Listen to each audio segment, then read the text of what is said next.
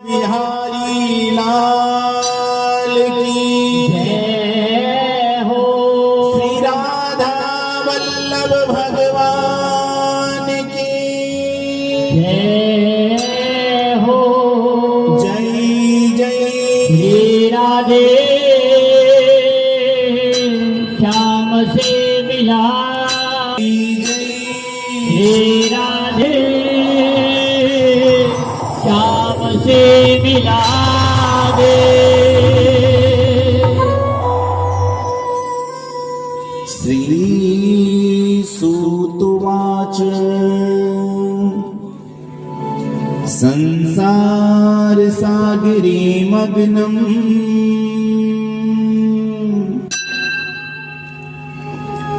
दीनमाम करुणानिधे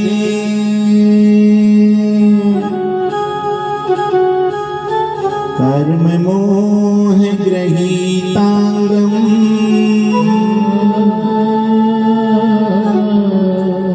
मामुद्धर भवार्णवा।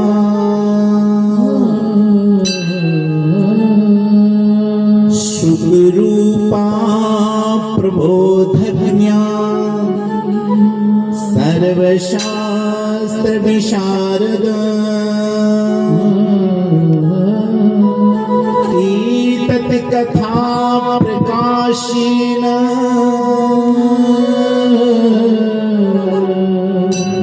मद अज्ञानम विनाशय।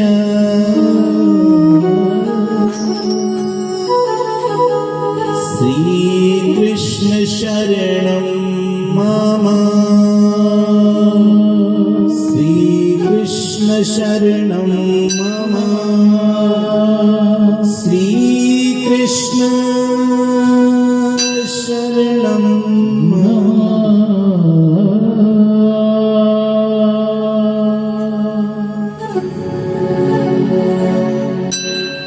जन्म है, 7 दिन में ही मनुष्य की मृत्यु है।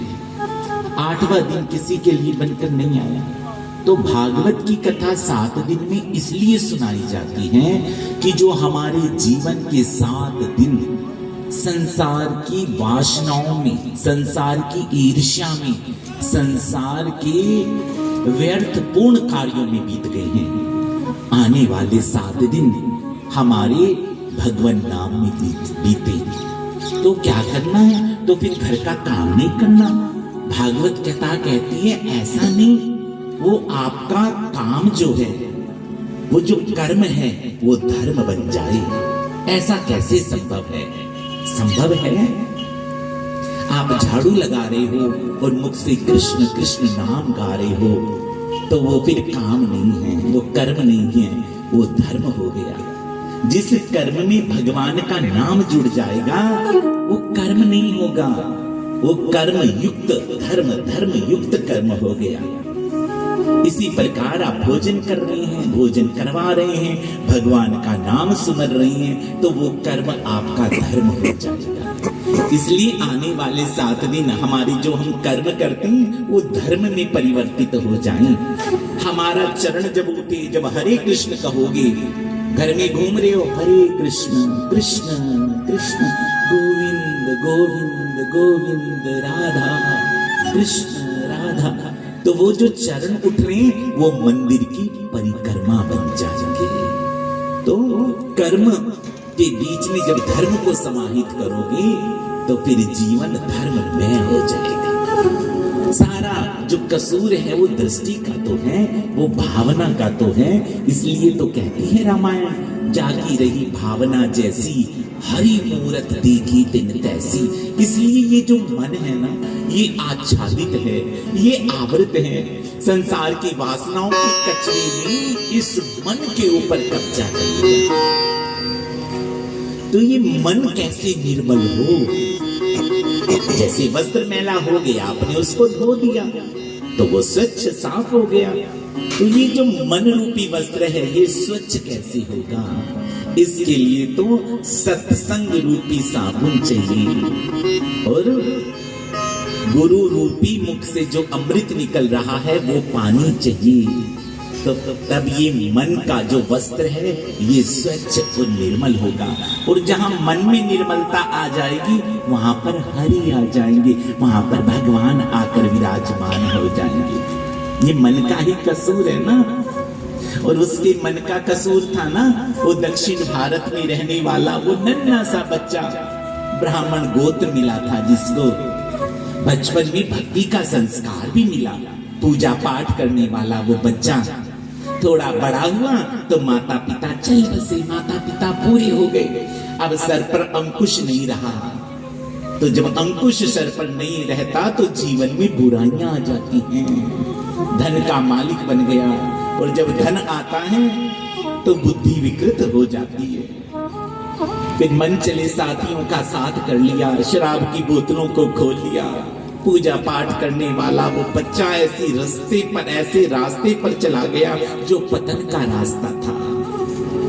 और फिर जवान हुआ, एक वेश्या को दिल दे बैठा। आज पिता का श्राद्ध कर्म है, हाथों से पिंड छूट गए। ब्राह्मण कह रहे तेरे पिता की आज वारखी है, श्राद्ध करो, पिंड करो, तर्पण करो। इस बच्चे का नाम था बिल्व मंगल, लेकिन बिल्व मंगल का मन तो पूजा पाठ में नहीं लग रहा। ब्राह्मण कह रहे हैं अपनी पिता का, अपनी माता का ध्यान करके पिंड दान करो, लेकिन बिल्व मंगल का मन तो उस वेश्या में, उस गणिका में। उस गणिका को नाचते देख लिया था तो मन उसका दीवाना हो गया।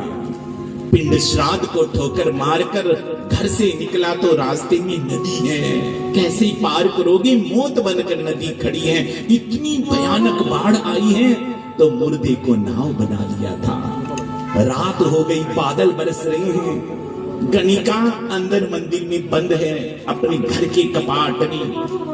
तो जाकर दरवाजा तोड़ दिया था। वेश्या के सामने खड़े हुए तो वेश्या ने धुतकार दिया था कि बिल्व मंगल इतनी आधी रात को इस शरीर के लिए कामुक हो गए। इस शरीर, हाथ, मुख से, रोम रोम से एक दिन नहीं नहाओ तो दुर्गंध आती है, इसके लिए पागल हो गए।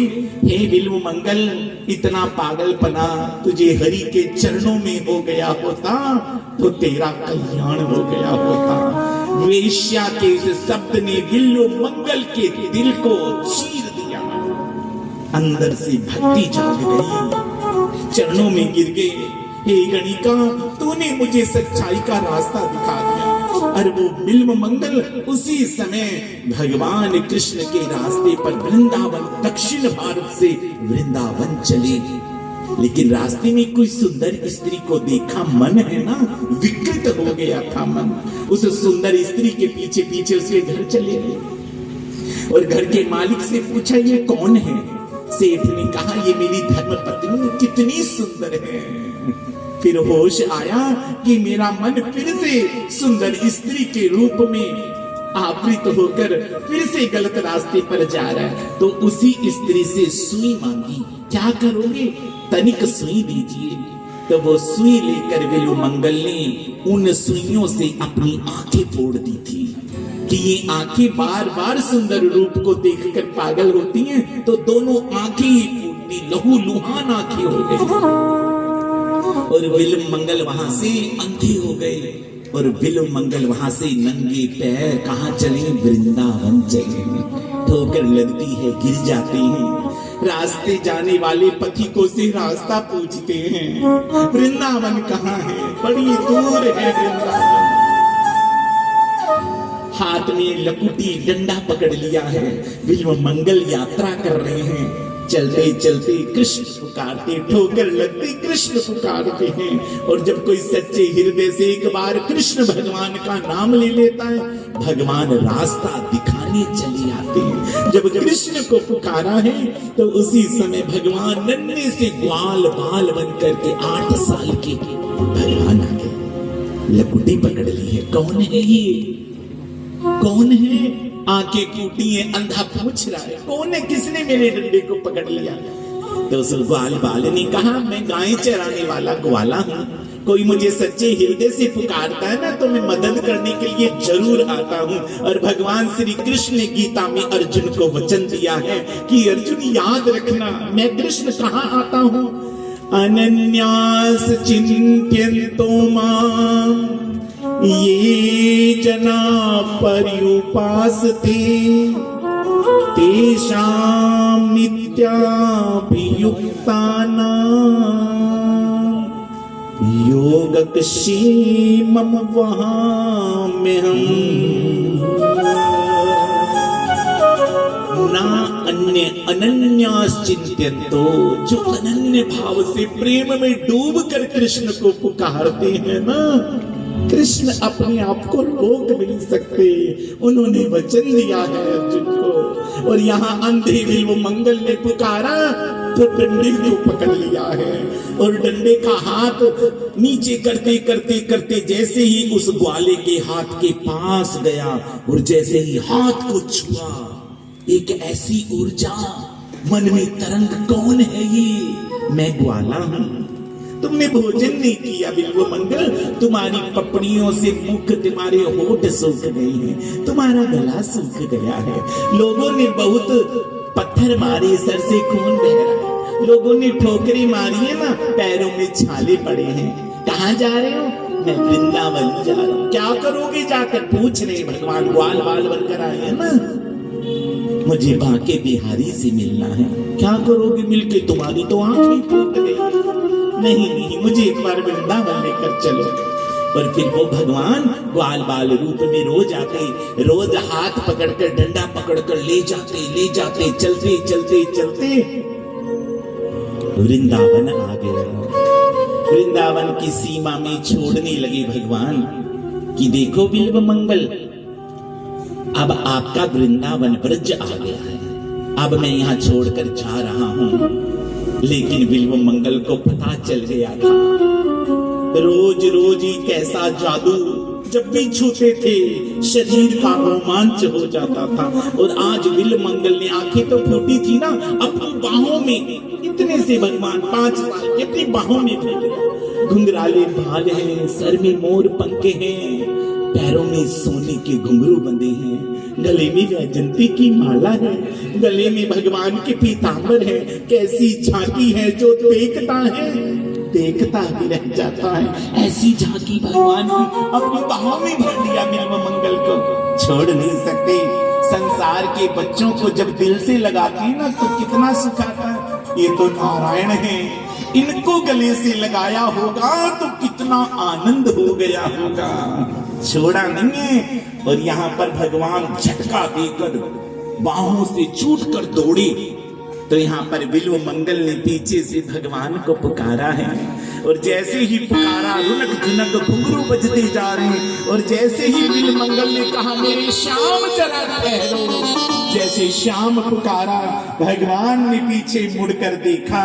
और यहाँ पर बिल्व मंगल ने भगवान से कहा कि हाथ छुड़ाए जात हो, अंधा जान के मोहे, मैं अंधा हूं ना, इसलिए हाथ छुड़ा लिया मोहन।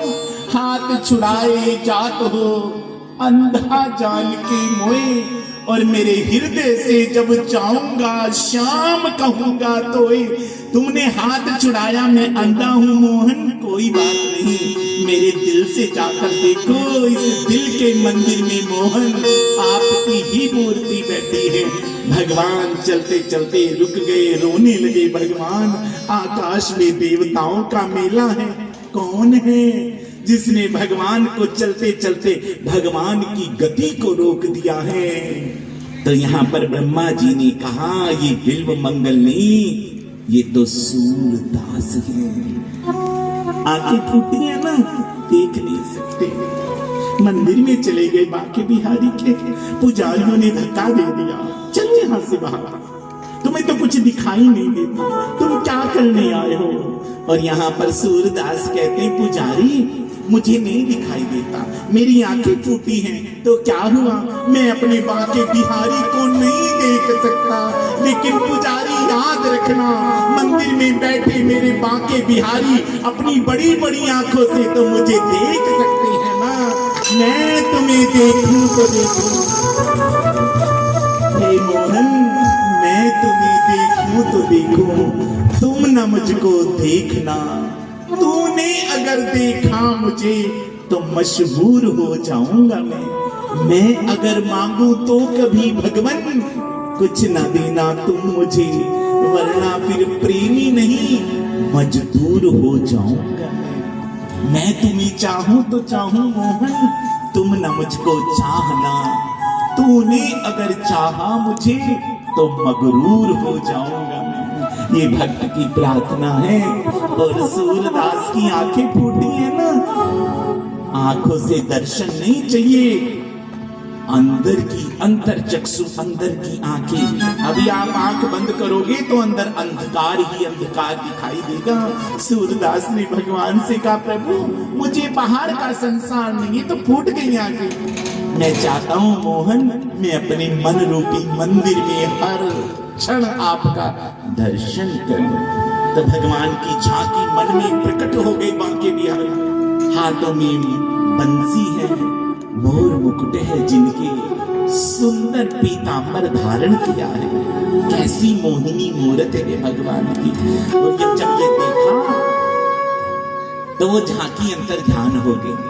तो यहाँ पर सूरदास भगवान से कह रहे हैं कि मैंने तो जी भर की भी मूर्ति नहीं देखी भगवान आपकी, मैं कब से माला जप रहा हूँ भगवान, मुझे दर्शन दो। कितना सुंदर भाव है, देखिए हमारा भाव जितना सुंदर होगा। कुछ लोग मुझे कहते हैं, गुरुजी हम आपकी कथा सुनने आते हैं ना तो आंखों में आंसू आ जाते हैं। हमने कहा आंखों में अगर आंसू आया है ना तो ये बांके बिहारी की कृपा है, मन निर्मल हो रहा है, आपकी भक्ति पक रही है। यदि भगवान के नाम को सुनकर आंसू आ गए तो मन के ऊपर, मन के आसन पर भगवान बैठने जा रहे हैं। और यदि भगवान की कथा सुनकर मन इतना कठोर है कि मन द्रवित नहीं होता, अगर द्रव द्रवित नहीं होता है तो वो विकार को पैदा करता है। और मन आंखों से आंसू जिसकी बहते हैं, समझना मन निर्मल पवित्र हो रहा है, मन के अंदर भगवान का वास हो रहा है। हमारा मन सात्विकता और धर्म के रास्ते पर जा रहा है, हमारी भक्ति परिपक्व हो रही है, हमारी भक्ति के पेड़ पर पुष्प और फल प्रकट हो रहे हैं। भक्ति कैसे, अगर हमें पता करना है ना हमारी भक्ति कितनी पक्की है, तो उसका सबसे सरल केवल पहचान ये है कि भगवान के मंदिर में खड़े आंसू, अपने दुख में तो बड़े आंसू बहाए ना, भगवान की झांकी, उनका मोर मुकुट, उनका दर्शन कर कर आंखों में आंसू आ गए। प्रभु तुम बड़े दयालु हो, तुम बड़े कृपालु प्रभु, ऐसा भाव आ गया तो समझना मन में भगवान बैठ गए, बांके बिहारी मोर मुकुट वाले बैठे। और यहाँ पर सूरदास भगवान को कहते हैं, मैंने जी भर के न देखी मूर्ति भगवान की। आपने जी भर के देखा भगवान को, जल्दी से मंदिर गए फटाफट आ गए। जी भर कर देखना उसको दर्शन कहते हैं, इसलिए भगवान को पुकारिए, हाथ से ताली बजे। और देखिए माताओं, आप लोग जो 12 बजे के आकर बैठ गए हो ना, ये आप नहीं आए, मेरे भगवान वृंदावन बिहारी ने बिठाया है।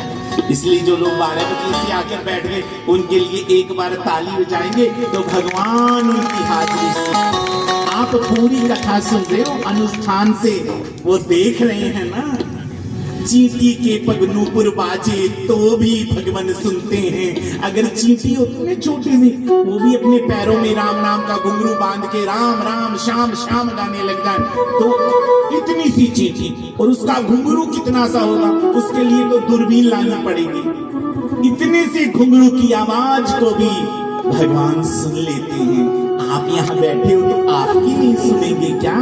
जरूर सुनेंगे, इसलिए श्रद्धा से विराजमान होकर गाइए। और जो ये लोग पर्दे के पीछे बंदरों की तरह कूद रहे हैं ना, समिति वालों से कहो सभी पीछे से आकर हाजिरी लगाओ और अपने स्थान पर बैठो।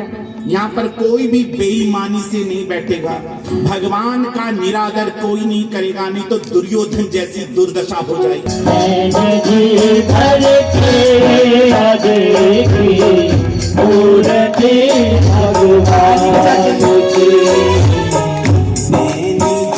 भगवान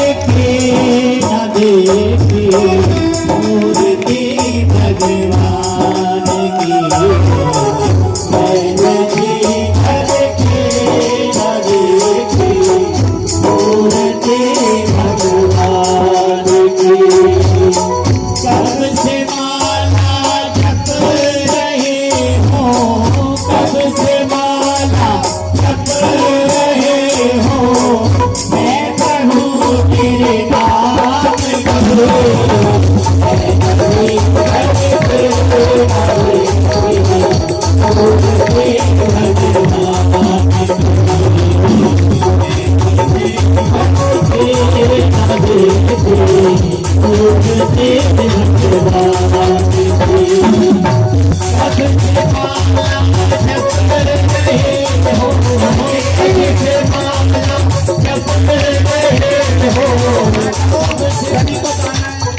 गाना बहुत जरूरी है।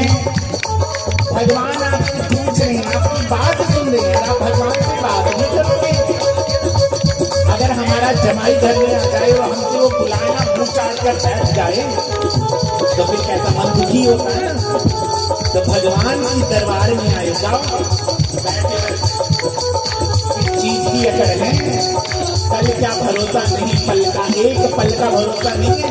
आपने देखा महाराष्ट्र के उप मुख्यमंत्री जी का चले थे बंबई के एयरपोर्ट से बारामती जाने के लिए, एक क्षण का भरोसा नहीं है। जो श्वास लिए है ये लौटेगी नहीं जाने, कोई भरोसा नहीं है जीवन का। इसलिए जो श्वास अभी ले रहे हो इसको सार्थक करो। जहाँ बैठे हो ईमानदारी से बैठ जाओ। एक जुबान पे जो ताला है ना, ये पाप का ताला है। हमारे पाप भगवान का नाम नहीं बोलने देते, इतने पाप हैं। तो भगवान का नाम बोलिए, अपने पापों का प्रक्षालन कीजिए, पुण्य की कमाई कमाइए और गाइए।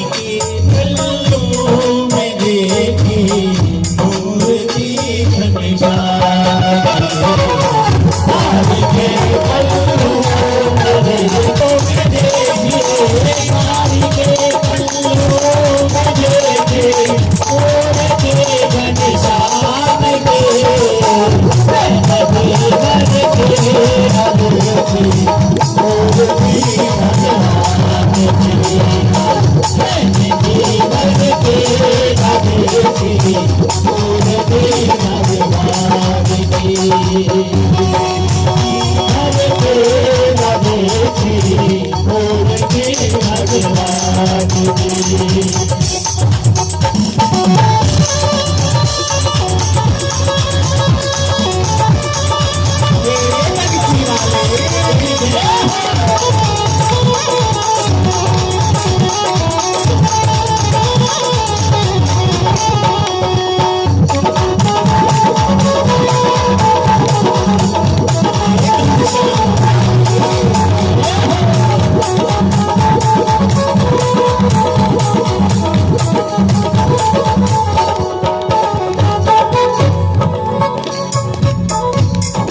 इतना सुंदर दर्शन किया है, इतना पावन दर्शन किया है कि जीवन धन्य धन्य हो गया।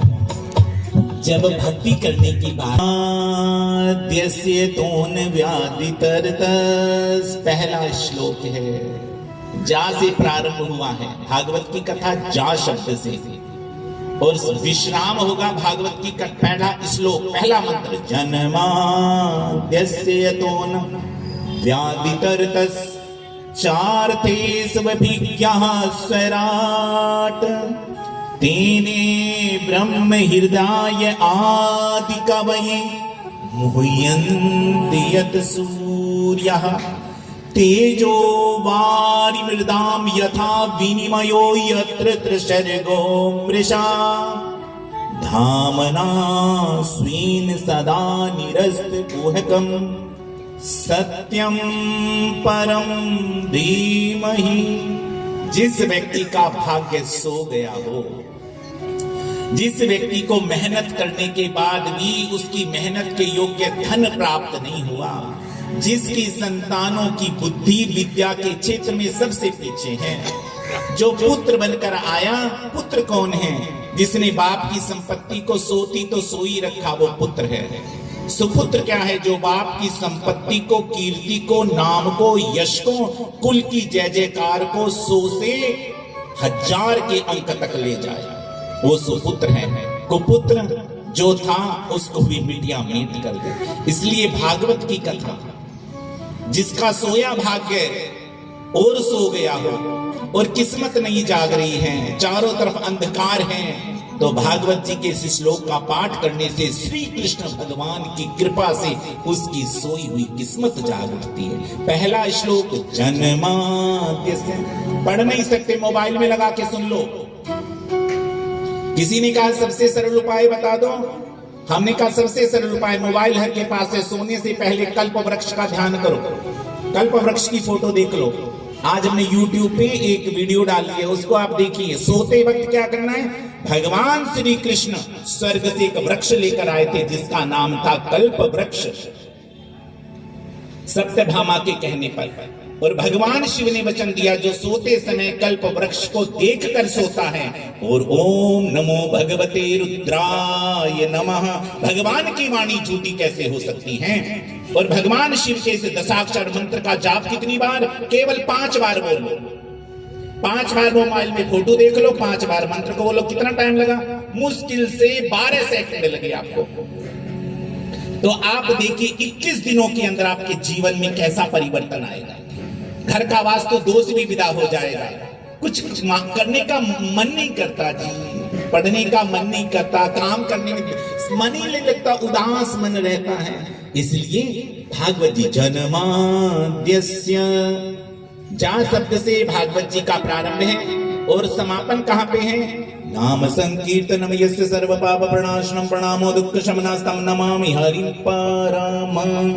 मां शब्द से इसका विश्राम है, यानी कि जन्म से लेकर मृत्यु की जो यात्रा है वो भागवत जी है। जन्म लिया है, उन्नत कैसे होगा, और फिर जन्म आपने ले लिया, जीवन को कैसे जीना, और फिर इस जीवन का विश्राम किस प्रकार होना चाहिए, मरण कैसा हो हमारा, तो ये कौन बताती है?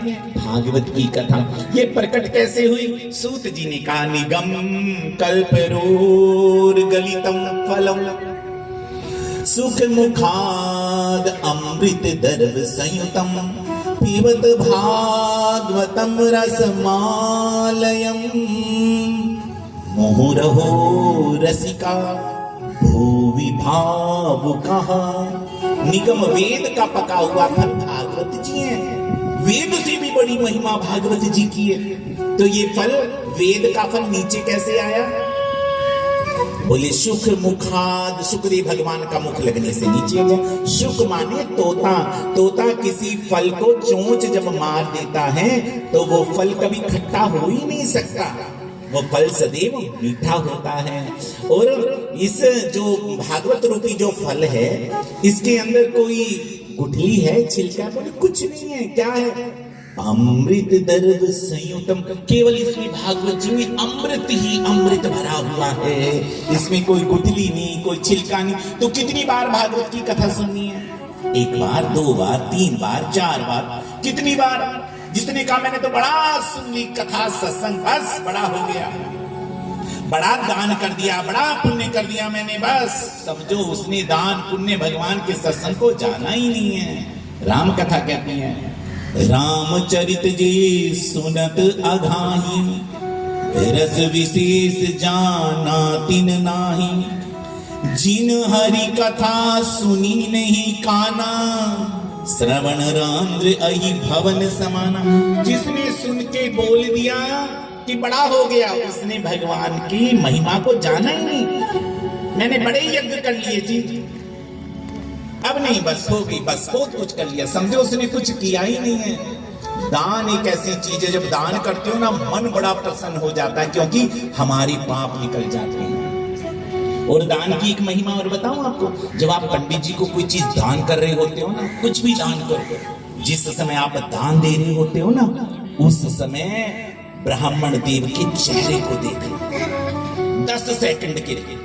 जैसे आपने शैया दान की और सैया की जो पोषा, जैसे ही आपने ब्राह्मण को पकड़ाई, या आपने गौ माता को गौ का दान करके रस्सी पकड़ाई, तो उसी समय देखना पुरोहित का चेहरा काला पड़ जाएगा, सफेद हो जाएगा 10 सेकंड के लिए। क्यों?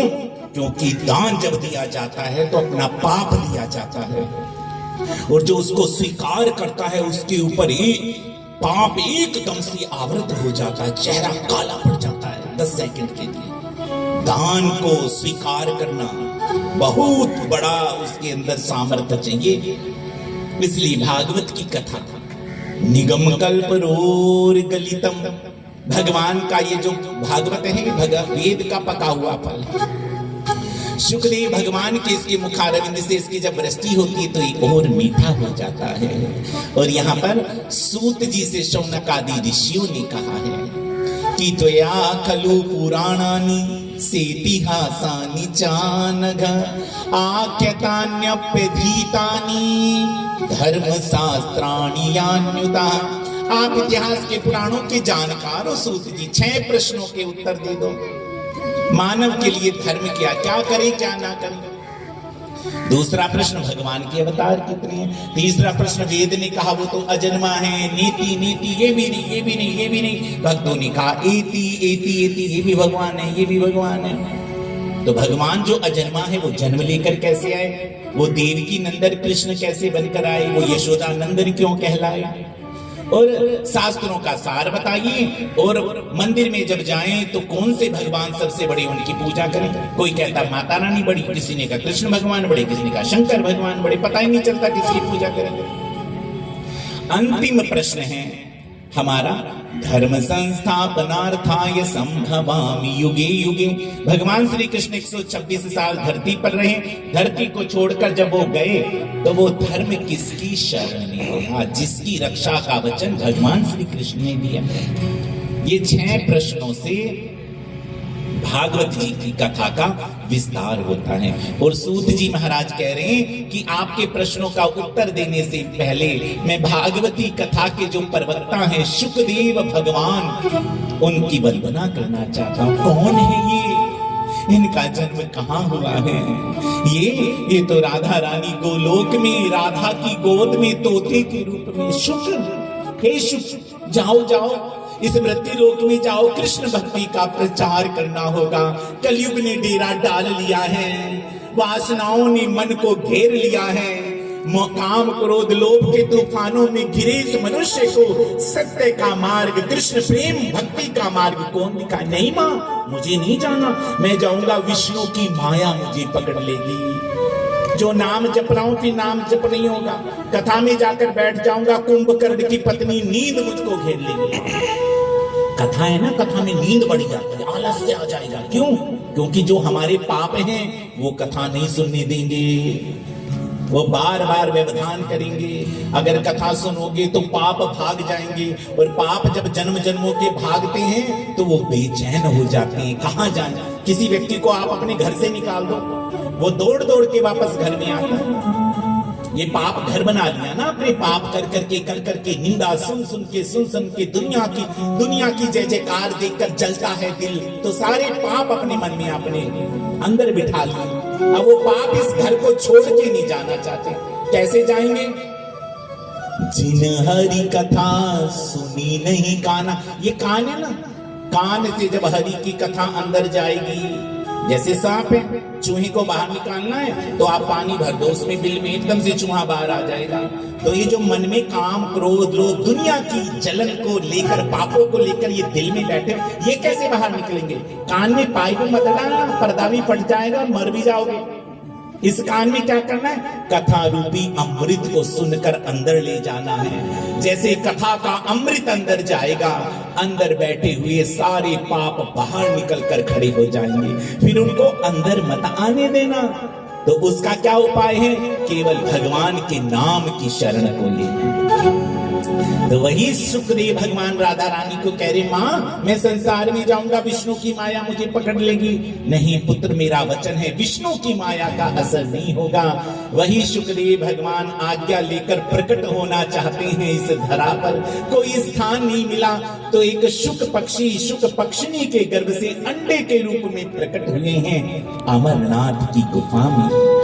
बर्फीली हवाएं चलने लगी, बर्फ से सहारे पहाड़ ढक गए हैं। वो तोता और वो तोती उस अंडे को छोड़कर उड़ गए हैं, और इधर शंकर भगवान से रुष्ट होकर मां पार्वती बैठ गई हैं। हे महादेव, देव ऋषि नारद मेरे गुरुदेव ने बताया आप अजर हैं, आप अमर हैं, और मुझे पार्वती को बार बार जन्म क्यों लेना पड़ा?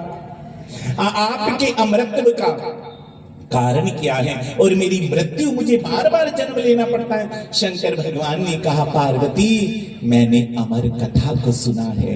जो अमर कथा को सुन लेता है फिर उसका जन्म नहीं होता, उसकी फिर मृत्यु नहीं होती। देवी प्रभु मुझे भी उस अमर कथा को सुनाओ। पार्वती मां चरणों में गिर गई। शंकर भगवान ने कहा, देवी जब तक वो मोर मुकुट वाले बांके बिहारी की कृपा नहीं होती तब तक उसकी कथा को कोई सुन नहीं सकता है। उसकी कथा भी वही सुन सकता है जिस पर वो कृपा करते हैं। उनकी कृपा के बिना हम मंदिर नहीं जा सकते। उनकी कृपा ना होगी तो उनकी कथा में बैठ भी नहीं सकते। बैठ गए तो कोई ना कोई काम तुम्हें उड़ा के ले जाएगा, और सबसे बड़ा काम ये मोबाइल है ना, ये बड़ा आपके धर्म को, इस मोबाइल में आप धर्म का एक अंग है धैर्य, जिसको बोलते हैं डोगरी में काली नहीं करनी, ठंड रखो। तो उसने उस धैर्य को छीन लिया। घर में पूजा रूम में पूजा कर रहे हो, बैल बजी तो भगवान का भोग उधर, घंटी उधर, दौड़ के पहले मोबाइल। तो सोच लेना भक्ति कैसी? भक्ति नहीं है, दम्भ है। हे प्रभु कृपा बनाए रखना, हमारा संसार अच्छा चले। तो डर से पूजा हो रही है, रात को हार्ट अटैक ही ना जाए, डर है। डर से भक्ति नहीं हो सकती। भक्ति तो प्रेम में होती है, भक्ति तो समर्पण से होती है। और यहाँ सुख पक्षिणी के अंडे के रूप में पार्वती ने निवेदन कर दिया है। शंकर भगवान भगवती को लेकर काशी नगरी से चले हैं भगवान अमरनाथ की तरफ। पहले हिमाचल आएंगे, हिमाचल से पंजाब की सीमा के क्षेत्र से होते हुए भगवान जम्मू कश्मीर की धरा से जा रहे हैं। और देखिए माता, आज भी जब कथा होती है तो देखना, जो भक्त होते हैं ना, जब आप कथा सुनते हो तो आपकी आंखों के सामने एक तस्वीर आ जाती है, जैसे हमारे सामने कोई मूवी फिल्म चल रही है। ये क्या है? भगवान की जब हम कथा सुनते हैं उसी समय भी वो सब कुछ होने लग जाता है। तो अब शंकर भगवान कहाँ है? जम्मू कश्मीर की धरा पर आ गए। लोग खड़े हो गए और उन्होंने देखा ये कौन आ रहा है। दूर से देखा, कौन है ये नंदी पर सवार होकर जो आए हैं, कैसे हैं? तो भोलेनाथ अमरनाथ जा रहे। कैसा रूप है उनका? नंदी पे सवार होके डमरू बजाते चली आ रहे हैं भोला हरि गुण गाते। आँख बंद करके झांकी का दर्शन करो। नंदी पे सवार होके डमरू बजाते चले आ रहे हैं भोला हरि गुण गाते। तो पहने नर मुंडों की मां ओढ़े ऊपर से मृगया, काशी नगरी से आए हैं शिव शंकर।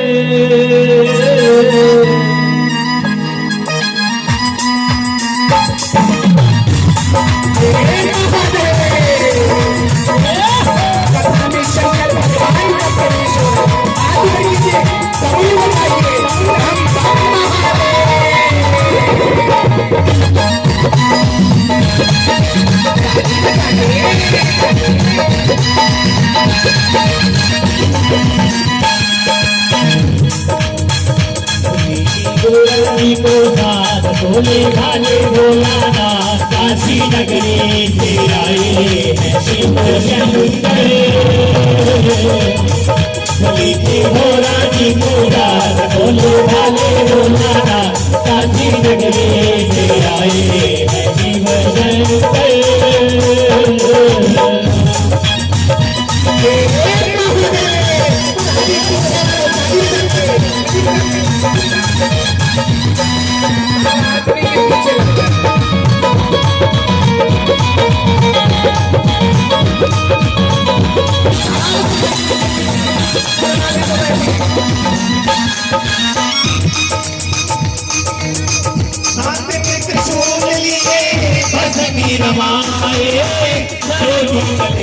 डाले मेरे घर आए।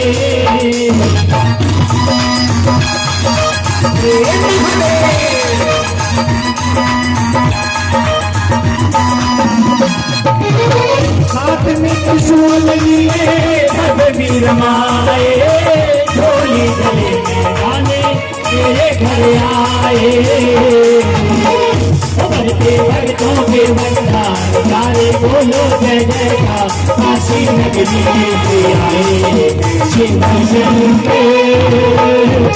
भोला जी को बोले भाले भोलानाथ, काशी नगरी से आए शिव शंकर।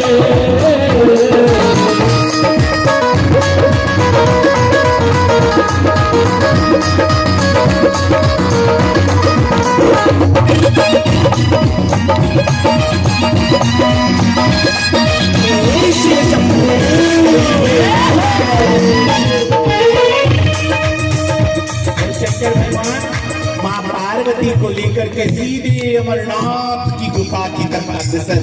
पहलगांव में नंदी का त्याग किया है, गणेश टापू के गणेश को छोड़ दिया, शेषनाग झील में शेषनाग का त्याग, पंचतरणी में पंच तत्वों का त्याग कर दिया है और पार्वती को लेकर अमर कथा सुनाने के लिए बैठ गए हैं। चारों तरफ बर्फ की वादियां हैं, भगवान शंकर समाधि में नेत्र बंद करके। अमर कथा कौन सी? यही भागवत की कथा, यही अमर कथा। पहला दिन पूर्ण हुआ, दूसरा, तीसरा, चौथा, पांचवा, छठा और अंतिम दिन है। माँ पार्वती अन्नपूर्णा है, थक गई है माँ, सारे संसार का पालन पोषण जो करना होता है। शंकर भगवान के चरणों में शीश रखकर सो गई माँ। शंकर भगवान सुना रहे हैं, हे देवी योगेश योग विन्यासः योगात्म योग संभवा। ये पूरा वर्णन जब सुनाया, पूर्णा होती हुई शंख की ध्वनि हुई, घंटे बज उठे हैं और जैसे ही शंख ध्वनि को सुना, पार्वती माँ की नींद टूट गई। हे महादेव, मैंने तो यहाँ तक कथा सुनी, योगेश योग विन्यास, क्योंकि शंकर भगवान नेत्र बंद करके कथा सुना रहे थे। तो देवी कौन है जो हुंकार भर रहा था? पीछे मुड़कर देखा तो वही तोते का जो अंडा था ना, वो टूट गया था। उसके बीच में से शुक पक्षी तोते का बच्चा प्रकट हो गया। पूरी अमर कथा को सुन लिया है उसने। शंकर भगवान त्रिशूल लेकर मारने के लिए दौड़े, इसने ब्रह्म विद्या की चोरी की है। और शंकर भगवान को पीछे से हाथ पकड़कर रोक दिया माँ पार्वती ने कि हे भोलेनाथ, आपने कहा जो अमर कथा को सुन लेता है वो अमर हो जाता है। और ये शुक पक्षी दौड़ते हुए बद्रिका आश्रम में सरस्वती नदी के किनारे बैठी हैं। माँ वीटिका देवी व्यास जी की धर्म पत्नी, कान के माध्यम से होकर यही शुक पक्षी माँ के गर्भ में, वही पल सेकंड में बदल गए, सेकंड घंटों में बदल गए, घंटे दिन में, दिन रातों में बदल गए, दिन रात हफ्तों में, हफ्ते महीनों में, महीने बीत चले हैं ऋतुओं में, और ऋतुएं सालों में परिवर्तित होते गए। 12 वर्ष बीत गए, माँ की कोख से बाहर नहीं आए। पिता ने पुकारा है, पुत्र बाहर आओ। माँ ने कहा, मेरे गर्भ से वेद मंत्र सुनाई देते हैं व्यास जी, ये पुत्र बाहर क्यों नहीं आता? आवाज आई, पिताजी मैं बाहर आऊंगा तो विष्णु की माया पकड़ लेगी। मैं वचन देता हूँ तुम पर विष्णु की माया का असर नहीं होगा। पिताश्री, आप तो स्वयं माया में फंसे हो। स्त्री की, पुत्र की, घर गृहस्थी की ममता की बेड़ियों में जकड़े हो। मैं आपकी बात पर तनिक भी विश्वास नहीं कर सकता। फिर जगतपति भगवान विष्णु को आना पड़ा। जन्म हुआ है वचन के रूप में, माया तुम्हें नहीं सताएगी। सुखदेव जन्म लेते ही सीधे जंगल की तरफ प्रस्थान किया। छोटे से बच्चे की ममता हमारे मन को मोहित करती है। ये तो साक्षात सुखदेव भगवान है। और सुखदेव भगवान जा रहे हैं, पीछे पीछे व्यास जी यम प्रवजंत मनुपेतमपेत कृत्यम। पीछे पीछे, पुत्र तुम रुक जाओ। पुत्र की ममता ने पिता को पागल कर दिया। कहाँ जा रहे हो? विकार नहीं है तो संस्कार की जरूरत क्या है? आगे आगे सुखदेव भगवान उत्तर नहीं दिया। उत्तर तो वृक्षों ने, वल्लरियों ने, लताओं ने, पुष्पों ने दिया। हम यहाँ हैं, हम यहाँ हैं। सुखदेव भगवान जा रहे हैं, तालाब में स्त्रियां स्नान कर रही हैं। सुखदेव भगवान वहां से चले गए, पीछे पीछे व्यास जी गए। और व्यास जी को देखकर वो स्त्रियां घबरा गई, फटाफट निकली तालाब से, झाड़ियों के पीछे छुपकर कपड़े पहनने लगी। व्यास जी ने कहा, ये क्या है? मैं तुम्हारे पितामह का पितामह, बूढ़ा जर्जर शरीर कांप रहा, इतना बुजुर्ग में मुझे देखकर ये कैसा प्रलाप किया तुमने? तुम वस्त्र क्यों पहन रही हो? मेरा पुत्र साक्षात सुखदेव 16 वर्ष का कामदेव को लज्जित कर देने वाली रूप माधुरी को बिखेरता हुआ यहाँ से निकला। तब तुम्हें शर्म नहीं आई? तब तुम्हें लज्जा नहीं आई? तो उन स्त्रियों ने कहा, व्यास जी आपने पूछा तो हम बता देती हैं, आपके पुत्र साक्षात सुखदेव भगवान। उन्होंने तो देखा ही नहीं कि तालाब में स्त्रियां नहा रही हैं या भैंसें पड़ी हैं। आपने देखा हम नौजवान हैं, निर्वस्त्र हैं, ये आपने देखा व्यास जी। लेकिन आपके पुत्र ने कुछ नहीं देखा। जिनकी दृष्टि में स्त्री और पुरुष में भेद ही नहीं, वहां पर संकोच और लज्जा कैसी? अपने पुत्र के ऐसे पवित्र मन को देखकर, ऐसा पवित्र मन, ऐसी पहुंची हुई ब्राह्मणी अवस्था को देखकर व्यास जी लौट आए। और सुखदेव कहाँ गए? सुखदेव भगवान तो निरंजन निर्गुण निर्विकार की समाधि में जंगल चले गए हैं। समाधि में बैठे, किसकी? निराकार, केवल एक ज्योति की साधना कर रही है। और उन सुखदेव भगवान के चरणों में वंदन कर रहे हैं। और यहाँ व्यास जी लौटे, उदास मन है, दुखी हृदय है। सरस्वती नदी का तट है, बद्रिका आश्रम का क्षेत्र है। और यहाँ रोते हुए देव ऋषि नारद के पास में दौड़े चली हुई आई सारी श्रुतियां देव ऋषि नारद को कहा, जाओ व्यास जी के दुख का हरण करो। और यहाँ देव ऋषि नारद व्यास जी के पास गए हैं कि व्यास जी आंखों में आंसू क्यों भरे हैं, आप दुखी क्यों हो। किसी संत तपस्वी के चेहरे पर क्षोभ दुख शोभा नहीं देता।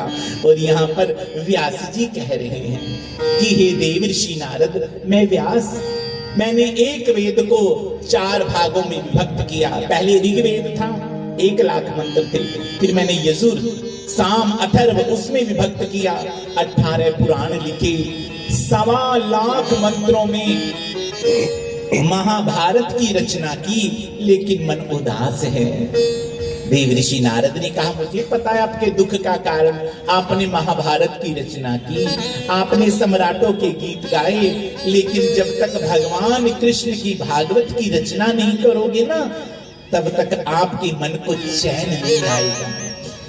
मैं वृद्धावस्था आ गई, शरीर कांप रहा है, मैं कैसे भागवत की रचना करूं? क्यों नहीं कर सकते? मेरे पास में ब्रह्मा जी ने मुझे 4 मंत्र दिए हैं भागवत के, मैं आपको दूंगा, उनका विस्तार करो। भगवान की पतित पावनी कथा को लिखना पड़ेगा व्यास जी, तब तुम्हारा दुख दूर होगा, तब तुम्हारा पुत्र जंगल से लौट कर आएगा। और यहाँ पर व्यास जी कहते मैं बूढ़ा हो गया, सर कांप रहा है, हाथ जवाब दे गए हैं, मैं कैसे लिखूंगा। देव ऋषि नारद ने कहा, संतों के चरणों की शरण ले लो, जो नहीं है वो भी मिल जाएगा। सोया हुआ भागवत मुझे देख लो, मैं कौन था? एक दासी का पुत्र था ना व्यास जी। अपने पूर्व जन्म की कथा सुनाई है देव ऋषि नारद ने।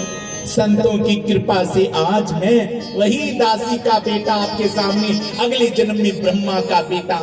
देव दत्ताम विवाम मिमाम वीणाम ब्रह्म सर्वविभूषिताम। दासी का पुत्र, संतों के चरणों की कृपा से देव दत्ताम इमाम वीणाम सर्व ब्रह्म विभूषिताम। वही दासी का पुत्र आज नारद बन के आपके सम्मुख खड़ा है। आप क्यों नहीं भागवत की रचना कर सकते? बूढ़ा शरीर हो गया है, आप संतों के चरणों की शरण आपको लेनी ही पड़ेगी। ऐसा सुंदर आपस में वार्तालाप देव ऋषि नारद ने व्यास जी को श्रवण करवाई है। और फिर व्यास जी को बताया है कि कृष्ण कथा को लिखने से पहले भगवान के चरणों का ध्यान करना होगा, उनके चरणों में यारी करनी होगी। यारी जानते हो ना, मित्रता। भगवान को कहते हैं ना, तुमेव माता च पिता तुमेव बंधु च सखा। सखा किसको बोलते हैं? जो मित्र होता है। इसलिए पहले भगवान के चरणों में साख्य भाव प्रकट करो। और जिनके भगवान हो जाते हैं, जिनके हृदय में भगवान बस जाते हैं, तो उनका जीवन धन्य। हमारी यारी किससे है जी? संसार वालों से। और यहाँ कबीर की भी यारी थी ना, किससे? भगवान से। लेकिन सामने वेश्या का घर था। और यहाँ पर कैसा कैसा सुंदर दर्शन था। कैसी कबीर की यारी थी? वो जी द मुरली वाला यार जिद मुरली वाला यार ओदी बल्ले बल्ले, जिद मुरली वाला यार ओदी बल्ले बल्ले, जिद मुरली वाला यार ओदी बल्ले बल्ले, जिद मुरली वाला यार ओदी बल्ले बल्ले, जिद मुरली वाला यार ओदी बल्ले बल्ले। ओदा पानी भरे झटका, ओदा पानी भरे झटका, ओदी बल्ले बल्ले, मेरा मुरली वाला यार ओदी बल्ले बल्ले, मेरा मुरली वाला यार ओदी बल्ले बल्ले, वाला यार ओदी बल्ले बल्ले, वाला यार ओदी बल्ले बल्ले। ओदा पानी भरे झटका, ओदा पानी भरे झटका, ओदी बल्ले बल्ले, मेरा मुरली वाला यार ओदी बल्ले बल्ले, मेरा मुरली वाला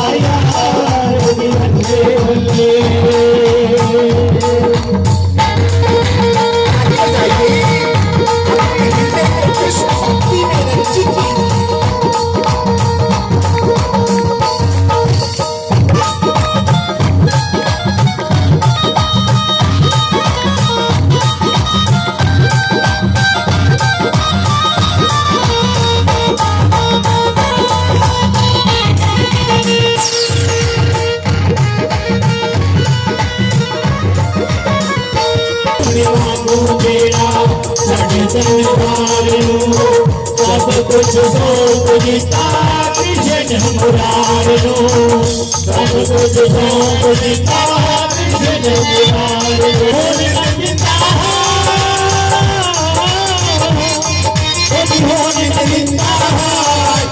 बल्ले बल्ले मेरा मुरली वाला यार बल्ले बल्ले मेरा मुरली वाला यार बल्ले बल्ले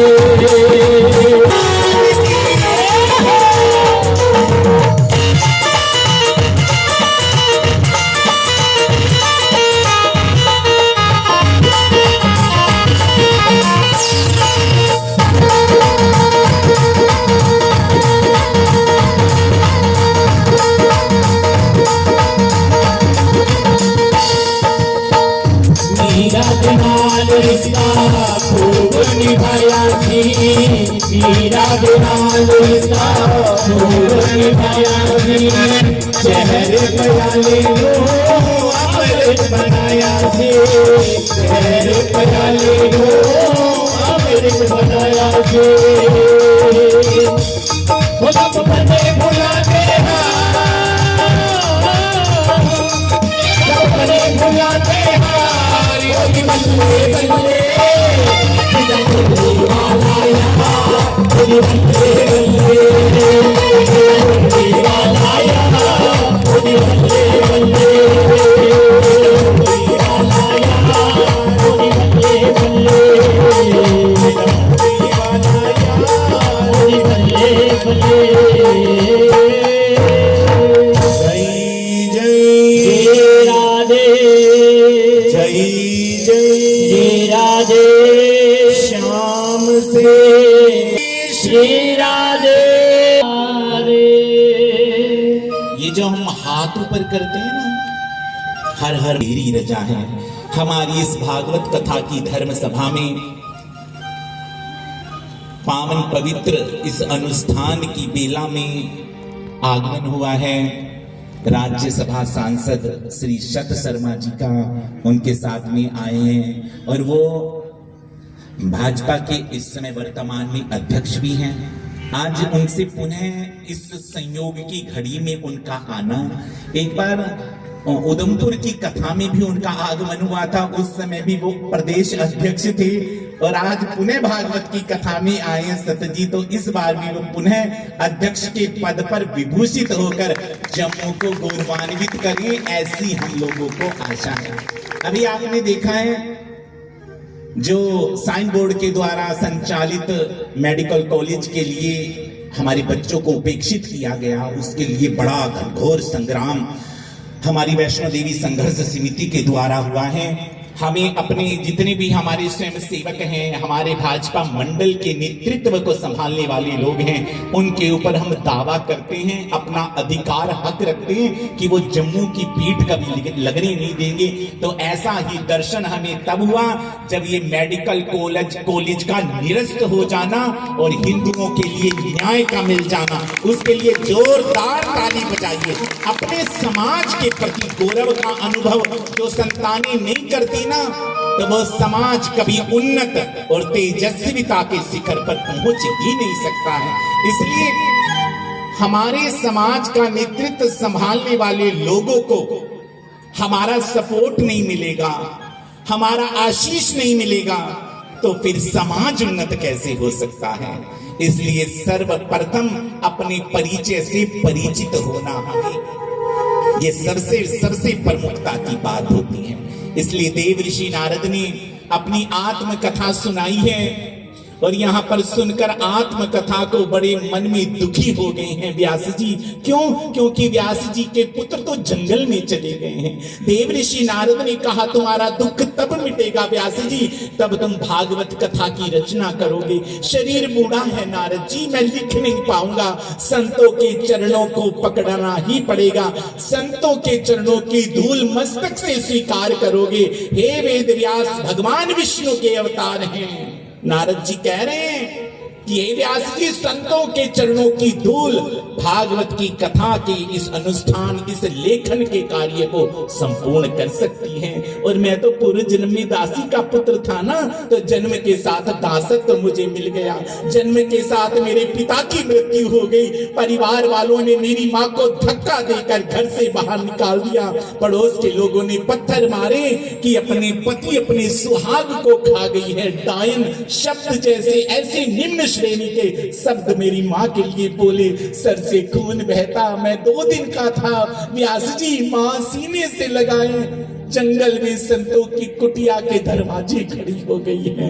संतों ने पूछ लिया है, हे देवी तुम्हारी इस दुर्दशा का कारण क्या है? तो जब वो प्रश्न किया, माँ ने कहा कि हम क्या किसी को दोष दें, क्या किसी से रुसवाई है? हम माँ बेटे में किस्मत ही ऐसी पाई है, किसी का दोष नहीं है। संतों ने अपनी उस कुटिया में सेवा का कार्य दे दिया। गायें धोना, मंदिर में झाड़ू लगाना। मैं धीरे धीरे बड़ा होने लगा। मेरा नाम हरिदास रख दिया। वृंदावन के संतों ने डेरा उस आश्रम में लगा लिया और यहाँ पर हरि कथा होने लगी। और मैं 5 वर्ष का हो गया। व्यास जी संत मुझे आवाज लगाते, हरिदास तुलसी की मंजरियां बीन के तो लाओ। हरिदास पूजा के लिए पुष्प तो लेकर आओ। हरिदास देखो गौ माता प्यास से रंभा रही है, गौ माता की सेवा करो, पानी तो पिलाओ। हरिदास पुकारा जाता। संत भोजन करते थे और भोजन के बाद झूठी पत्तल को समेटना और उसमें जो झूठन बच जाती थी उसको मैं खा लेता था। व्यास जी संत की झूठन खाई तो मन के अंदर भक्ति का भाव जागृत हुआ। सोई हुई भक्ति की धारा परस्फुटित हो गई। मन के अंदर ज्ञान का प्रकाश जागृत हो गया। मेरे मन में भगवान के प्रति प्रेम प्रकट हो गया। और फिर वो संत तो आह्वान करते थे, जाति पाति पूछे ना कोई, हरि को भजे सो हरि का हुई। जाति पाति की दीवारें टूट गई। कौन बड़ा है कौन छोटा है, ऐसा उस आश्रम के अंदर वातावरण। दूर दूर से भक्तों की टोलियां आती थी। व्यास जी चातुर्मास से समाप्त हो गया और फिर संत जाने लगे। मैं भी 5 वर्ष का संतों के पीछे। माँ ने रास्ता रोक लिया। हे संत श्रेष्ठ, मेरा इकलौता पुत्र है, मेरे बुढ़ापे का सहारा, इसको मत लेकर जाओ। संतों ने कहा, हरिदास जब तक माँ जीवित है उनका सेवा सत्कार करो, उसके बाद प्रभु को पाने के लिए जंगल जाना। और मेरा मन तो व्यास जी घर में नहीं लगता। माला लेकर बैठता हूँ, माँ माला पकड़ के फेंक देती, गले से लगा लेती। और एकदा निर्गंता, और एक दिन मेरी माँ गई गाय धोने, सांप ने डस लिया, माँ का शरीर छूट गया। और मैं घर को छोड़कर बद्रीनाथ की उपत्यकाओं में तप करने गया। भयंकर आकाशवाणी सुनाई दी, हे हरिदास इस जन्म में नारायण का दर्शन नहीं होगा, अभी तपस्या शेष है आपकी, और अगला जन्म होगा, सृष्टि का प्रलय होगा। तो जो तूने संतों की झूठन खाई है, जो तूने हरि नाम सुमिरन करके आज तप किया है, उसका प्रसाद मिलेगा। कि देव दत्ताम इमाम वीणाम सरब्रह्म विभूषिताम, कि अगले जन्म में तुम ब्रह्मा जी के मानस पुत्र देव ऋषि नारद बनोगे। संतों के चरणों की कृपा से दासी का पुत्र आज अगले जन्म में आपकी आंखों के सामने देव ऋषि नारद बनकर खड़ा है। तो आप भागवत की रचना क्यों नहीं कर सकते? और मेरी माँ ने सहयोग किया है ना। माँ चाहे तो बच्चे को क्या नहीं बना सकती। एक माँ वो भी थी ना जिसको फांसी की सजा हुई, जिसने ब्लास्ट कर दिए, निर्दोष लोगों को मार दिया, वो आतंकी। सुप्रीम कोर्ट ने तत्काल आदेश दे दिया था कि इसको फांसी की सजा होगी। अंतिम इच्छा क्या है? माँ से मिलना चाहता हूँ। माँ को जेल की सलाखों में लाया गया। दौड़कर माँ के गले नहीं लगा, चरण नहीं छुए। इस आतंकी ने अपने नाखूनों से माँ के चेहरे को नोच लिया था। पुलिस वाले, सुरक्षा कर्मियों ने बचाया। माँ के चेहरे को नाखूनों से नोचकर लहू लुहान माँ, ये कैसी दृष्टता है। मैंने जो किया ठीक किया। ये वही माँ है जब बचपन में एक पेन चुरा कर लाया था, इसने थप्पड़ तो मारा था लेकिन वो थप्पड़ शाबाशी के रूप में पीठ पर मारा। काश मेरी माँ उस दिन उस थप्पड़ को मेरे चेहरे पर मारकर मुझे सही और गलत का फर्क समझा देती तो आज मेरे सामने ये फांसी का फंदा कलंक रूपी मौत बनकर मेरे सम्मुख ना खड़ा हुआ होता। ऐसी अपमानित जीवन को मैंने जिया ना होता। एक ये माँ है और माताओं एक माँ वो भी है, मजदूरी करती है, फटे हुए कपड़े हैं शरीर पर, लोगों के झूठे बर्तन मांजने वाली माँ, लोगों के घरों में झाड़ू बुहारी लगाती है। अपने बच्चों को नहीं कहा किसी से मांग के खा लो। बच्चों को भूख लगती थी तो माँ कहती थी किसी के हाथ फैला दोगे, जिस दिन भूख के कारण 10-20 दिन जिंदे रह पाओगे, लेकिन जिस दिन किसी के आगे हाथ फैला दिया उसी दिन मर जाओगे। आत्मसम्मान उसी दिन मर जाएगा। ऐसी माँ अपनी संतान का हाथ पकड़कर भारत माता के गीत सुनाती है।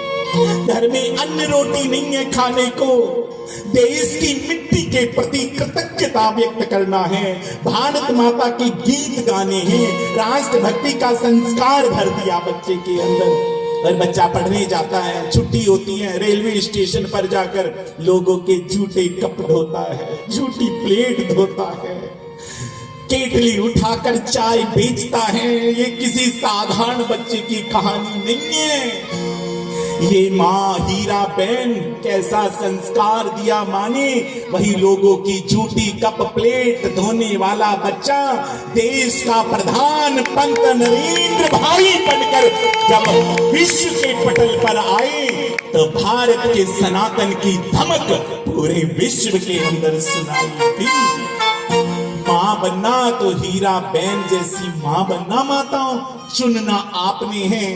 गरीबी कभी संस्कारों की मोहताज नहीं होती, झोपड़ी में भी संस्कार होते हैं और जब नहीं होते तो महलों में भी नहीं होते।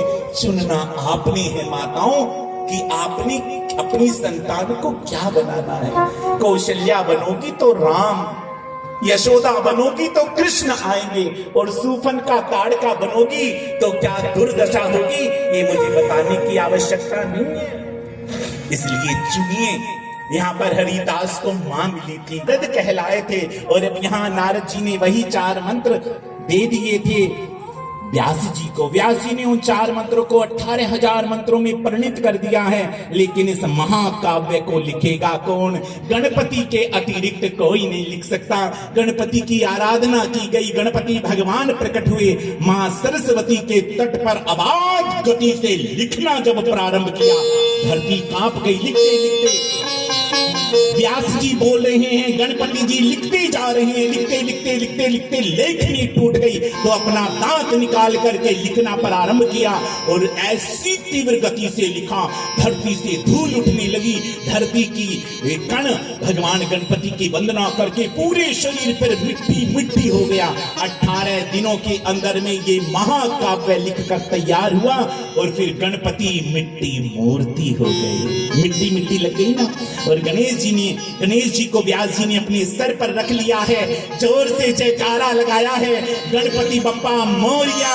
और जैसे ही सर पर रखकर जय घोष किया है, सरस्वती माँ की उस पावन जल की तलहटी में मिट्टी गणेश जी को जब रखा है तो गणपति विसर्जन हो गया है। इसलिए गणेश चतुर्थी से लेकर अनंत चौदस तक के गणपति उत्सव के दिन मनाए जाते।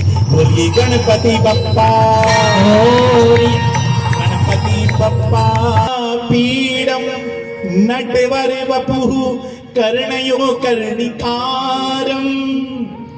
समाधि टूट गई, आंख खुल गई सुखदेव की, कानों में हाथ रख लिए। कौन है? देखा सामने व्यास जी के शिष्य, क्या गाया है? वरहा पीड़म। वरहा माने मोर, मोर का मुकुट है जिनके सर पर। नटवर वपुः, चरणों में शंकर भगवान नटवर की तरह जिनके पैरों में सोने के घुंघरू हैं। कर्णयो कर्णिकारम, कानों में मकर कुंडल है, जिनके पीतांबर हैं, लाखों गायों का मेला, विप्रदवासः कनक कपीसम वय जयंतीम च माला, वृंदारण्यम सपद रमणम, ऐसी वृंदावन में लाखों गायों के साथ में श्री कृष्ण 7 वर्ष के प्रवेश करते हैं। अधरों पर बंसी है, चेहरे पर पसीने की बूंदें ऐसी लगती हैं मानो देवताओं ने मोती चिपका दिए हैं। ऐसे भगवान की झांकी को जब सुना, शुकदेव की समाधि टूट गई। पूछ रहे हैं और गाओ, सुंदर ही नहीं है, दयालु भी है। कैसे दयालु है? अहो बकीयम स्तन काल कूटम, कि वो पूतना जो जहर देकर मारने आई, उसको भी भगवान ने वैकुंठ में वो गद्दी दी जो गद्दी मां यशोदा को मिली। ऐसा दयालु, जो मारने आई थी पूतना, उसको भी वो पोस्ट दे दी भगवान ने, जो पोस्ट मां यशोदा को। यशोदा ने कितना प्रेम, कितनी ममता की भगवान से, कितना आराधना किया, वही पोस्ट मिली थी पूतना को। इतने दयालु हैं भगवान, इतने दयालु। सुना शुकदेव कैसे दौड़े, जैसे पिनाई हुई गैया के पीछे बछड़ा दौड़ता चला जाता, इस प्रकार दौड़ते चले गए शुकदेव भगवान। और यहाँ पर ब्रह्मा जी को दी हुई वो भागवत जो नारद जी के पास थी, और नारद जी की दी हुई जो भागवत का विस्तार व्यास जी ने किया था, व्यास जी ने वही कथा पूरी शुकदेव भगवान को दीक्षा के रूप में दी, और शुकदेव भगवान ने उसी कथा को राजा परीक्षित के लिए गाया था। कौन है ये राजा परीक्षित? ये महाभारत की कथा यहाँ पर प्रवेश भागवत जी ने करती है कि जब महाभारत का युद्ध समाप्त हो गया, अंतिम युद्ध दुर्योधन और भीम का, और भीमसेन की गदा का प्रहार पा करके अंतिम श्वास ले रहा है दुर्योधन, सामने अश्वत्थामा है। मित्र हूं ना मैं दुर्योधन, क्या चाहिए मुझे? 5 पांडवों के शीश चाहिए। हाथ में नंगी तलवार लेकर अश्वत्थामा पांडवों को मारने के लिए जब चला है, तो उसी समय भगवान, अर्धरात्रि है, कुरुक्षेत्र की भूमि है, हाथ में दंड लेकर पहरा दे रहे। भगवान किनके पहरेदार बन गए? भक्तों के पहरेदार बने। 5 पांडवों को उठाकर ले गए। ये जगह श्रेष्ठ नहीं है, लेकिन द्रौपदी के 5 पुत्र नहीं जगे, वो सोते रह गए। और अश्वत्थामा ने रात्रि में प्रवेश किया है शिविर के अंदर, और 5 द्रौपदी के पुत्रों को पांडव समझकर शीश काट दुर्योधन को समर्पित किए। दुर्योधन ने जब उजाली में देखा 5 पांडव नहीं, द्रौपदी के शीशे हैं, दुर्योधन ने प्राण को उसी समय त्याग दिया। हमारे वंश में कोई पानी देने वाला नहीं बचा, अभिमन्यु मारा गया, सारा कुरुवंश मारा गया, केवल द्रौपदी के 5 पुत्र बचे थे। इस कुंठा को लेकर दुर्योधन ने प्राण त्यागे हैं, और द्रौपदी का हाहाकार, जिसके 5 बेटों को मृत्यु के घाट उतार दिया, रोती है। अपने गांडीव को हाथों में शस्त्र रूप में सजा करके अर्जुन दौड़े हैं। भगवान श्री कृष्ण ने रात सारथ्य संभाल लिया है, ब्रह्मास्त्र को छोड़ दिया। इस तरफ से अश्वत्थामा ने और ब्रह्मास्त्र का अनुसंधान कर दिया था। अर्जुन ने टकराकर शांत हुए और यहाँ पर पकड़ लिया था बालों से। अश्वत्थामा को भरी सभा के बीच में पूछ रहे हैं, द्रौपदी तेरे इस पापी दुष्ट को, बच्चों के हत्यारे को क्या दंड दूं? अर्जुन पूछते हैं भैया युधिष्ठिर से, धर्मशास्त्रों के विरुद्ध मत जाना। भीम ने कहा तुमने इस पापी को छोड़ दिया तो मैं जीवित नहीं छोड़ूंगा। नकुल सहदेव ने समर्थन किया। भगवान पास में खड़े हैं, चरणों में गिर गए। अर्जुन प्रभु मैं क्या करूं? भगवान श्री कृष्ण बोले, ब्रह्म बंधुर्न हंतव्या आतताई बधारहणः, कि ब्राह्मण कोई कैसा भी क्यों ना हो, ब्रह्म बंधुर्न हंतव्य, ब्राह्मण को कभी मारना नहीं चाहिए। आतताई बधारहणः, और आतताई आतंकी कोई भी क्यों ना हो उसको छोड़ना भी नहीं चाहिए। परिबाह्य अनुशासनम, इस अनुशासन का की रक्षा करना। समझ नहीं आया बात? बच्चों का हत्यारा आता था, ये इसको छोड़ना मत। लेकिन यहाँ पर कह रहे ब्रह्म बंधुर्न, ब्राह्मण कोई भी कैसा क्यों उसको नहीं मारना चाहिए। तो अर्जुन ने तलवार निकालकर उसके 5 जगह से केश काटकर माथे की मणि निकाल दी और सभा से धक्का दी। एक प्रतिष्ठित व्यक्ति का, जो सामाजिक व्यक्ति है, उसकी प्रतिष्ठा है और उसको अपमानित कर दिया जाए तो इससे बड़ी मृत्यु से भी बुरी दुर्दशा उस व्यक्ति की होती है। मृत्यु एक बार आ जाती है, लेकिन वो अपमानित व्यक्ति एक एक क्षण मरता है अपमान के कारण। लेकिन अश्वत्थामा के मन में ईर्ष्या कि मेरा ऐसा अपमान, अब मैं पांडवों के वंश को निर्वंश कर दूंगा। फिर से ब्रह्मास्त्र चला दिया। कौन है पांडवों के वंश में? केवल एक बचा है, अभिमन्यु की विधवा पत्नी के पेट में 9 महीने का गर्भ है। सीधे ब्रह्मास्त्र जाकर उत्तरा की कोख में लगा, खून की धारा बह निकली है। उत्तरा दौड़ी है, भगवान के चरणों में गिर गई है, भगवान कृष्ण के चरणों में। पाहि पाहि महायोगिन देव देव जगतपते, नान्यम त्वद अभयम पश्य यत्र मृत्यु परस्परम, पाहि पर रक्षा करो भगवान। और यहां पर सुभद्रा चरणों में, सुभद्रा उत्तरा देख रही हैं वो, और यहाँ पर उत्तरा रोती हैं। भगवान कहते हैं उत्तरा आप अपने मन के अंदर ममता के भाव को जगाओ, यशोदा का ध्यान करो। उसी समय अभिमन्यु की पत्नी उत्तरा ने यशोदा माँ का ध्यान किया। जैसे ही मन में ममता आई, भगवान अंगुष्ठ मात्रेण, कितने से हो गए? जितना ये अंगूठा, इतने से बन गए भगवान। छोटी छोटी आंखें, छोटा सा मुख, छोटे छोटे कानों में कुंडल, छोटा सा पीतांबर, छोटे छोटे चरण, छोटे छोटे हाथ, छोटा सा मुख भगवान का। और भगवान अंगुष्ठ मात्र के होकर उत्तरा के गर्भ में प्रवेश कर गए हैं। और भगवान जैसे उत्तरा के गर्भ में प्रवेश के, ब्रह्मास्त्र गर्भ के बच्चे को विनष्ट करने के लिए आगे ही धंसता चला जा रहा है। उसी समय भगवान, नन्हे से भगवान ने उत्तरा की कोख में जैसे ही विराट रूप धारण किया है, चारों दिशाएं देख रही हैं, शंख चक्र गदा पद्म धारण किए नारायण भगवान उत्तरा के गर्भ में प्रवेश कर गए। कृष्ण नाम की धनी चारों दिशाओं में गुंजायमान। हे भगवान आपकी जय हो।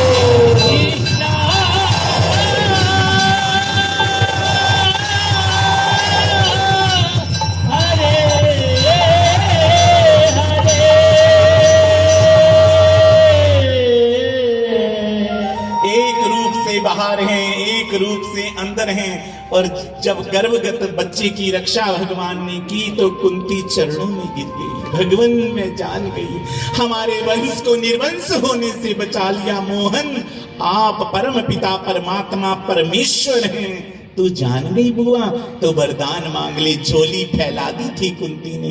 क्या मांगा था? विपदा शंतु न शश्व। ये है भारत की संस्कृति। भगवान से जब मांगने चलो तो क्या मांगा? अपने अतीत के इतिहास के पन्नों को खोलकर देखना भारतीयों, हिंदुओं, हमारी कितनी पावन परंपरा है हमारी। भगवान से जब मांगने चले तो क्या मांग लिया है? अपने पुरखों को देखिए।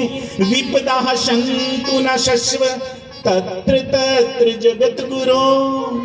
भगवान सारी दुनिया के जो कष्ट है ना, ये मेरी झोली में दे दो, कुंती कहती है।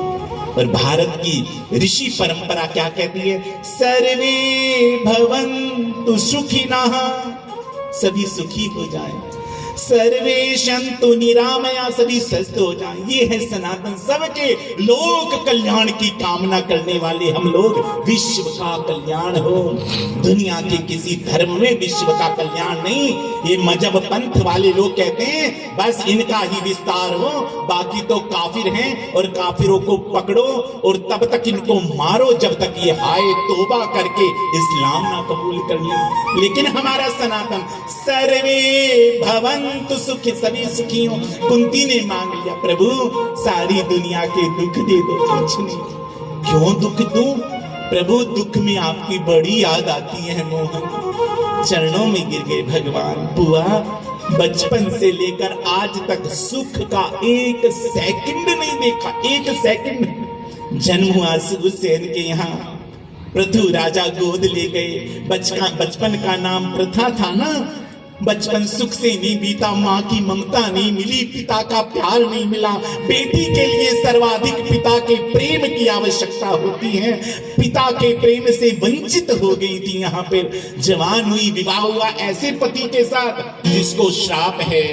पत्नी को अगर ऐसे स्पर्श भी कर लेंगे, पांडव जी महाराज ऋषि किंदन का श्राप है, मृत्यु हो जाएगी। पीलिया के वो मरीज थे, रोग था, उनको पीलिया का। सोतवी सातवीं है मातृ संतान कैसे हुई?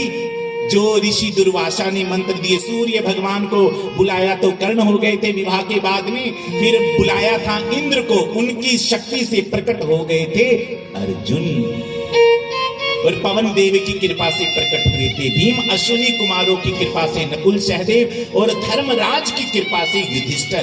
ये शारीरिक सृष्टि नहीं, ये मानसिक मंत्र सृष्टि थी। और फिर जब अंत समय में अपनी पत्नी को छू दिया था कामवश, उसी समय पति की मृत्यु हो गई बुआ। और जो सोत थी पति के साथ अग्नि कुंड में समाहित हो गई। एक विधवा नारी जिसके 5 बच्चे, उनको मारने के लिए गांधारी के 100 बेटे प्रयास करते, खीर में जहर मिलाकर खिलाया, गहरे पानी में डुबोया बुआ। उसके बाद में लाक्षागृह की आगों में जला दिया, और फिर उसके बाद तेरी पुत्र वधू द्रौपदी को नंगा कर भरी सभा में अपमानित कर दिया। 12 वर्ष का वनवास, 1 वर्ष का ज्ञातवास, दर की ठोकरें खाई, महाभारत के युद्ध में सभी विनष्ट हो गए। एक क्षण भी सुख की नींद नहीं सोई, सबके सामने परमात्मा बनाया। मैंने कुछ मांगने के लिए कहा तो भी तूने दुख ही मांगा। तो यहाँ पर कुंती कहती विपदो नैव विपदा संपदो नैव संपदा। वो विपत्ति विपत्ति नहीं, संपत्ति संपत्ति नहीं, जिसने भगवान का स्मरण ना हो। इसलिए प्रभु मुझे कष्ट चाहिए। और यहाँ पर द्रौपदी भगवान से कहती चाहे राह विच कंडे होने लगे, हो चाहे राह बीच कंडे होने लगे, राह बिच कंडे होने लखे ऐसा होना नहीं तेरे कोनो बखवे। ऐसा कंडिया नु सीने नाल ला लिया, क्षमा प्यारे तेरे नर पालिया, ओ श्यामा प्यारे तेरे नल पालिया। साडे अपने पराया कोलू बदवे, साडे अपने पराया कोलो बदवे। कदी तू भी सानू प्यार नाल सदवे, तू भी सानू प्यार नाल सदवे। तैनू लभया जग नू वालिया, क्षमा प्यार तेरे नाल पालिया, ओ क्षमा प्यार तेरे नाल पालिया। कदू आवेगा कन्हैया मैनू दस वे कदों आवेगा कन्हैया मैनू कभी आप भी भगवान से प्रार्थना करो, हे भगवान मेरे मन की सूखी गागर पर कब अपने प्रेम भक्ति के रस से मेरे मन को भर दोगे भगवान। मेरे इस दिल की वीणा पर अपनी भक्ति के स्वरों से कब उन पावन रागों को अलंकृत करोगे मोहन। कदों आवेगा कन्हैया मैनू दस वे, कदों आवेगा कन्हैया मैनू दस वे। अखियां दे नेड़े नेड़े बस वे, ओ मेरी अखियां दे नेड़े नेड़े बस वे। ऐसा मीठे नाल जहर बड़ा खा लिया, क्षमा प्यार तेरे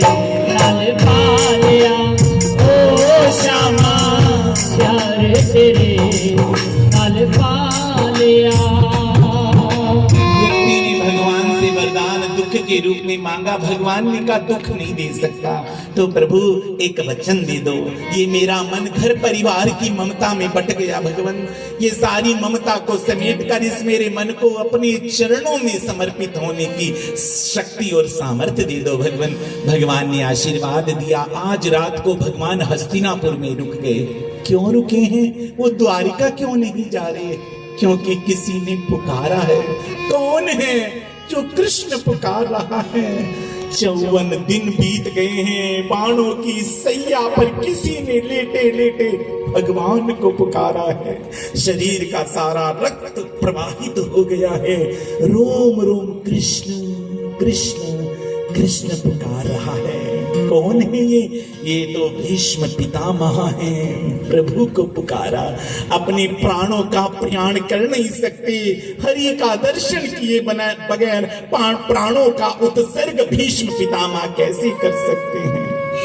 प्रभु को पुकारा, गोविंद चले आओ, गोपाल चले आओ।